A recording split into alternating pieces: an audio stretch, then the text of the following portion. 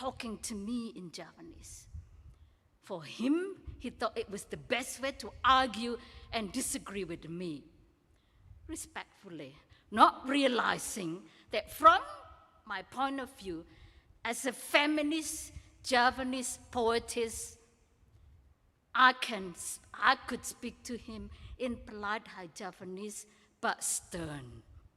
He was fluent also in Sundanese, Bahasa Gaul, very formal Indonesians for us, Indonesian in Australia, who are always conscious whether our English is good enough. He was our good example, that confident, we all know that. He was fond of using some other regional languages to speak, tell jokes. Did I mention jokes? Yes, he loved telling jokes. Some were a bit, how do I say it, too risky. And I had to reprimand him in my high Japanese, polite yet stern way, Pak Bas. But the favorite part of his classes, the end of the program party. Nasi kuning, opor ayam, rendang, acar, tempe goreng, sambal goreng, ati, and kerupuk, all kinds of Indonesian crackers. Crackers is the translations of kerupuk. At Monash Open Day, which was organized by Faculty of Arts, one of the most well-attended events at that time was Indonesian lunch, organized by him. He cooked everything from scratch. You could smell the aromatic mix of ginger, lemongrass, garlic, coconut milk, palm sugar, chilies from distance. The whole floor was covered with this amazing smell. And the Indonesian lunch event would go on in 15 minutes.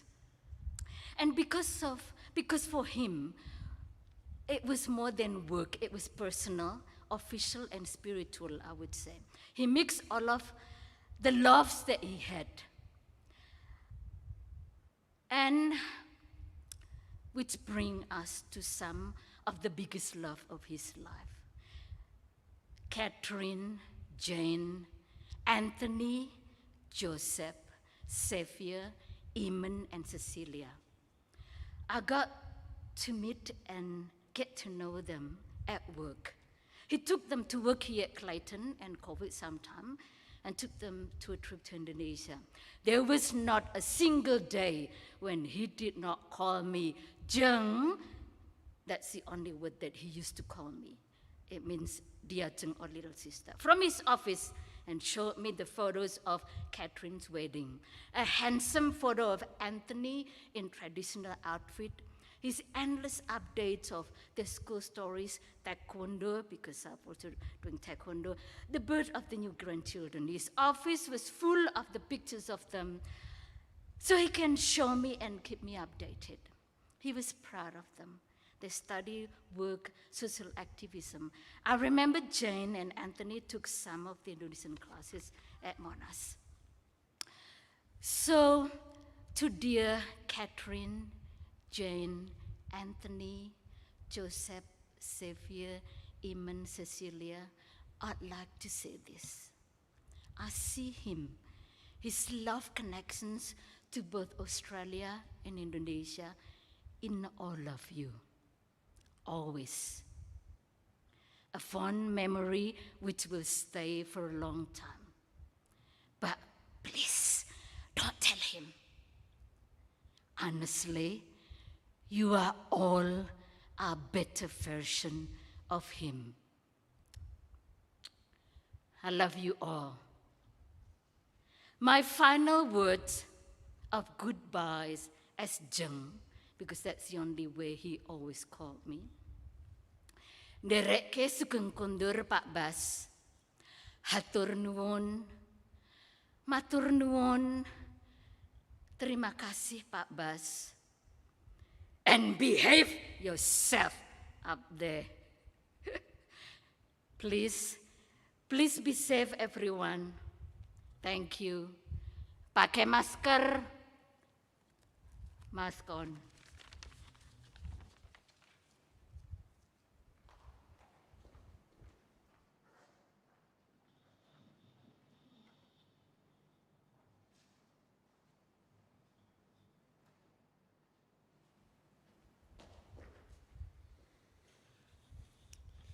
Well, they were real stories, so genuine, so heartfelt, so gorgeous in many ways. Thank you so much to Julian and Jacinta.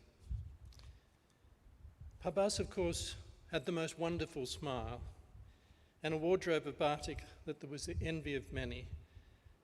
But it was his ability to forge friendships and win respect that marked him out, as the following presentation prepared by the Australia-Indonesia Centre team demonstrates so powerfully.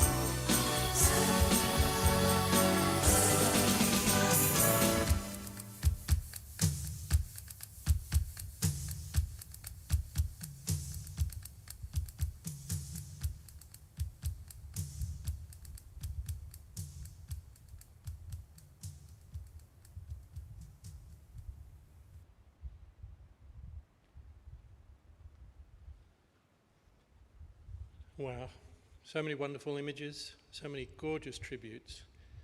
I'm sure Buzz's family, friends and colleagues will be so honoured by those words.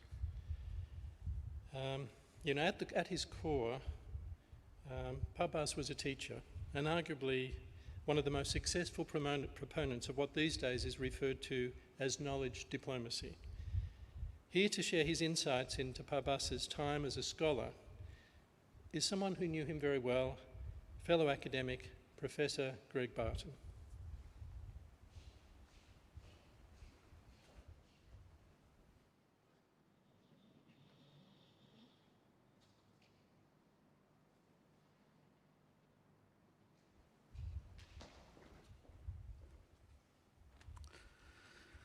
It's a sad moment to come here and be part of this service to remember Bus. It's an honour. There are so many other people who could speak about him, and we've heard wonderful accounts from Paul and Jacinta and from Julian. It's hard to add any more, except to emphasise the fact that, yes, Bus was here for 40 decades as a teacher of the Indonesian language, but he was much more than a language teacher. He was a gifted teacher. As Julian explained, he had a natural flair for teaching. I didn't experience the lessons that Jacinta recounted, but it was an effortless thing, learning from Bus. It was never, he might have been funny in his gruffness, but it was never an intimidating gruffness. It was a natural, easy way. But that was just the beginning of what he was teaching. He was teaching about language because he wanted to teach about culture, and culture, I think, was what was more important to him in many ways than language, even though he was gifted with languages. And he opened our eyes to understand the importance of culture and of friendship. And so as a teacher, as Paul has said, he was in this kind of knowledge diplomacy. He was a diplomat, not your standard issue diplomat, but very much a diplomat, representing not so much the nation of Indonesia as the people of Indonesia. And that, for him, was the important thing. It was about people. He was, I think, he put in all of us a love not just of the Indonesian language and culture, but of the people. And it's a sad thing with occasions like this that we don't really know what we've lost until it's gone. And I think I am guilty of underestimating Bus because he was so genial and modest and humble, and because, as Julian said, he played this role occasionally, well, daily, I suppose, of trickster, of a Samar figure, that it was easy to underestimate just how important and significant a person he was and what a role he played. But it's a lasting legacy for all of us who are concerned about our engagement with Indonesia and the Indonesian people, and an inspiration to try and do something more. Paul spoke about him being a mate, or about being fair dinkum. He occasionally might even have allowed that what he was trying to do and what he was able to do was, as he said himself, pretty bloody buggers. But most of all, he was a humanitarian.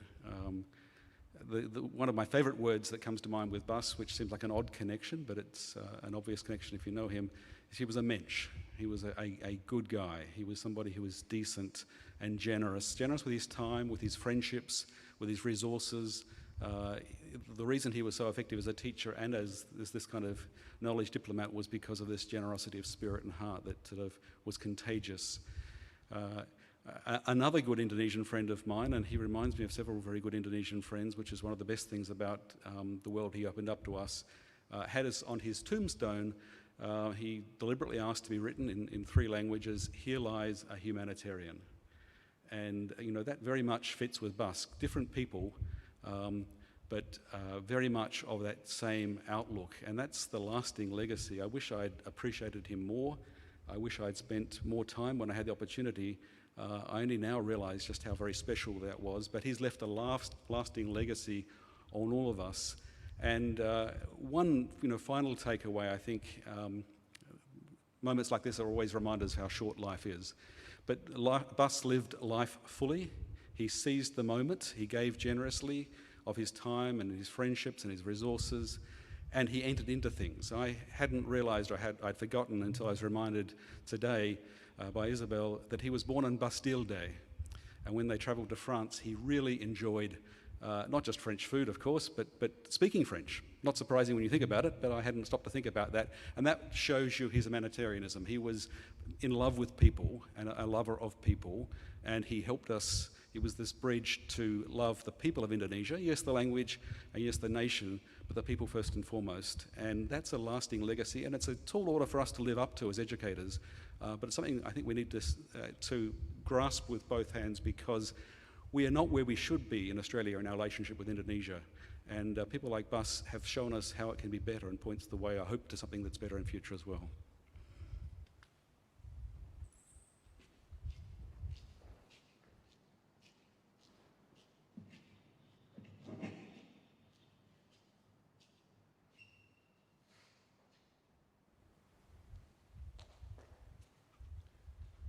Thank you for joining us today, Greg. Very heartfelt words, much appreciated by everybody. A memorial service for Pabaz would be unusual if we didn't hear from some former students. He taught so many, he loved them, he embraced them, he helped them succeed. It's a great pleasure to welcome today Heather Heinstein and Ed Russell to share their reflections.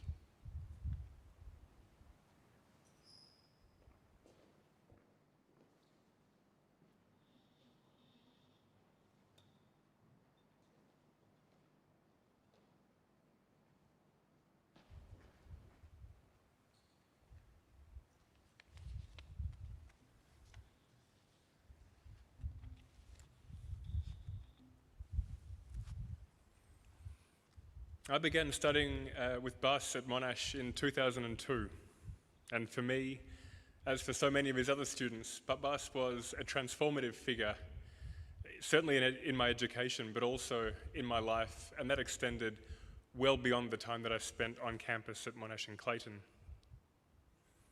Bas the teacher, as has been captured by all the speakers today, was an outrageous and unassailable character from the first lecture at the start of first year all the way through my studies. His humour and his mischief that he brought to every class could transform the driest lesson in Indonesian grammar to an absolute riot.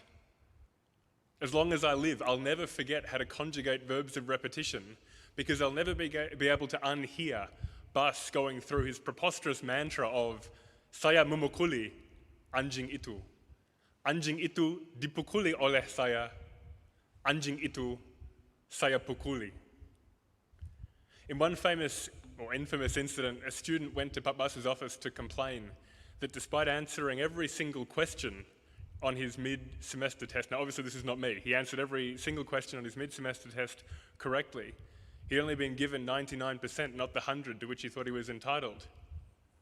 When he left Bas's office, he didn't leave with the extra 1% he was hoping for. He left with a lesson. "Mate," Bas said to him, "only two people get 100% in this life. God and Bas." Bas was a great classroom educator, but he was equally passionate, or perhaps, as Greg was saying before, even more passionate about pushing his students to get out of the classroom and learn about Indonesian culture through lived experience.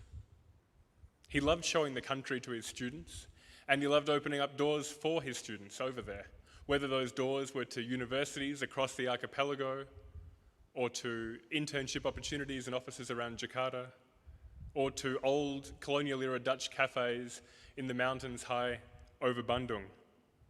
Bas cared deeply about his students and was fiercely protective of them. Bas was a lecturer who would arrive at your hotel after you'd lost 18 kilos over the course of several months of poor food choices, with a frozen pack of 4 and 20 pies and a casual, "What's wrong with you, mate?" Bas was the lecturer who'd come to your aid, or the aid of hapless first-year students, way out of their depth in negotiations with street sellers in the back streets of Yogyakarta. Bas was the master connector and builder of bridges, themes throughout all the speeches today. Ahead of the annual 6-week intensive in-country program in Jogja that Bas set up, I think in the 1980s, but I'll be corrected on that, Bas would fly in a couple of weeks early to interview scores of local students, to hand-select individual tutors for each Monash student. After the day's classes, lectures, seminars were done, each pair would be sent out. Go where you like, go to Malioboro, drink teh botol, play billiards, do whatever you want to do, but do it in Indonesian and get to know each other. As everyone said, Bas's connections throughout Indonesia ran high and low and broadly. I myself saw those with his connections in the presidential palace, among Sundanese performing arts groups, among first responders across Java, and groups of health professionals. All students who followed Bas on one of his Indonesian adventures, I think, had the same light bulb moment, the same realization that all of these preposterous stories of Bas's supreme connectedness at all levels were actually not exaggerations. If anything, they were understatements. When Bas reassured first-year students heading over to Indonesia for the first time and their concerned parents that the Sultan of Yogyakarta had personally guaranteed their safety, that wasn't a sales pitch. That was a message personally delivered by the Sultan to Bas, and it was proved when those students on arrival were welcomed by His Excellency to a function at the Kraton. Bas built those bridges himself, but he also encouraged his students to get out there and build some bridges of their own. Nowadays, I work at the Department of Foreign Affairs and Trade in Canberra, where Bas's legacy is warmly and gratefully remembered. His students can be found on every level of the building, and indeed across every department in the capital. When I approached the former Australian ambassador to Jakarta, Bill Farmer, about today's service, he offered the following tribute, which I'd like to end on today. It is right that we honour today a real champion of enriching links between Indonesia and Australia. In numerous fields of endeavour, governmental, cultural, academic, scientific, charitable, religious, and others, many individuals have made outstanding contributions to enhancing our dealings with and understanding of each other. Bapak Bas Koesasi, even in this illustrious company, stands out for the sheer range of his interests, activities, and his achievements. A proud Indonesian, a true friend of Australia. With that, Pak Bas, selamat jalan. Terima kasih atas semuanya.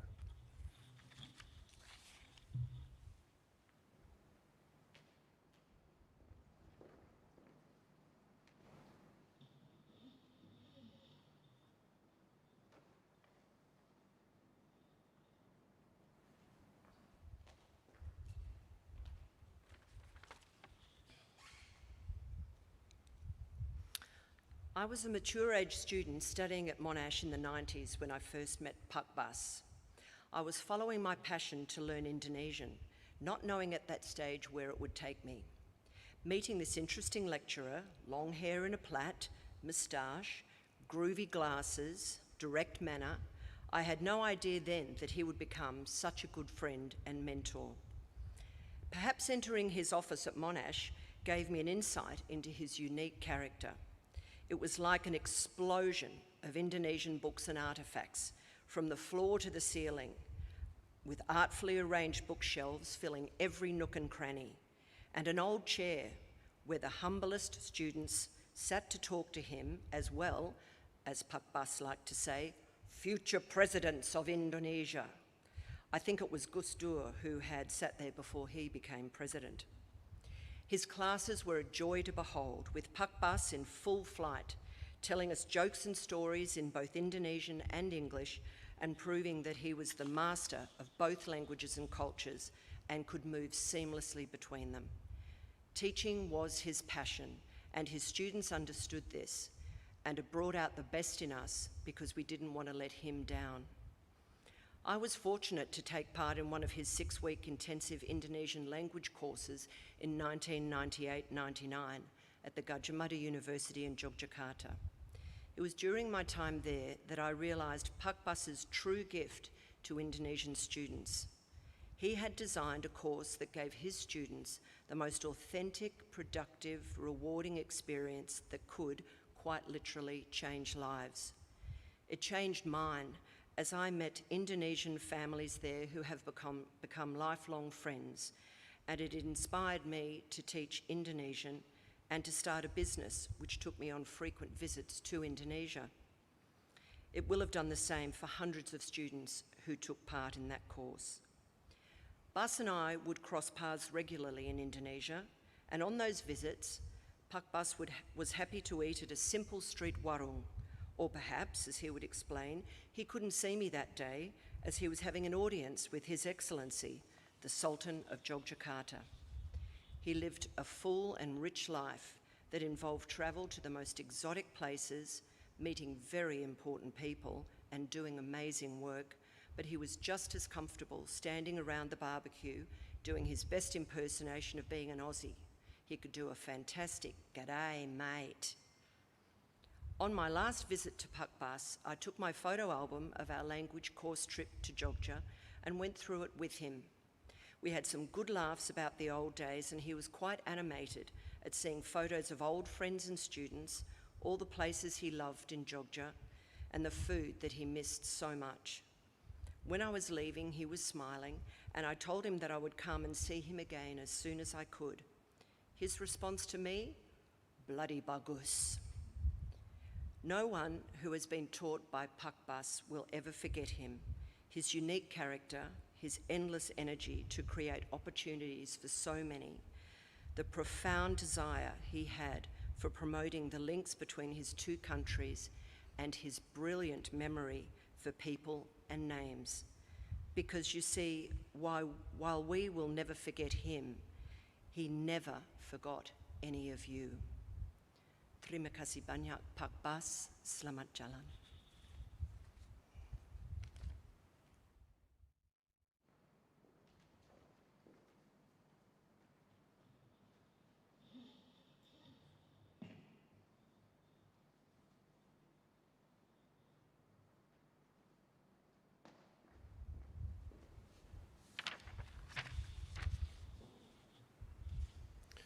Thank you.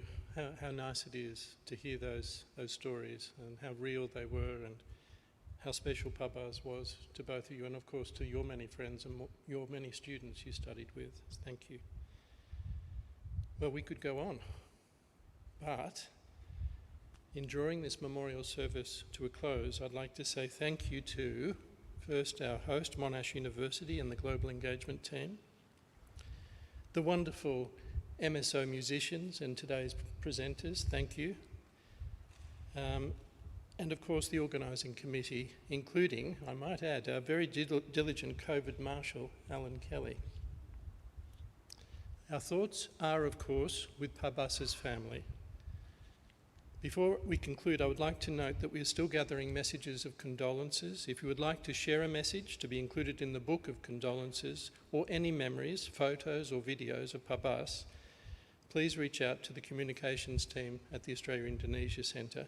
An email address will be posted as part of the recording of this live stream event. To end, a personal reflection. When we think about Australia-Indonesia relations, high-profile names often come to mind. Political names such as Suharto, Whitlam, Alatas, Keating, Yudhoyono, Evans, Jokowi, Bishop. Diplomatic names such as Siagian, Woolcott, Flood, Farmer, McCarthy. Academic names like Feith and Legg. From today, and I say this with conviction, the name Basoeki Koesasi deserves to be elevated to the same level. May the light that was in Bas stay within us. Thank you and stay well.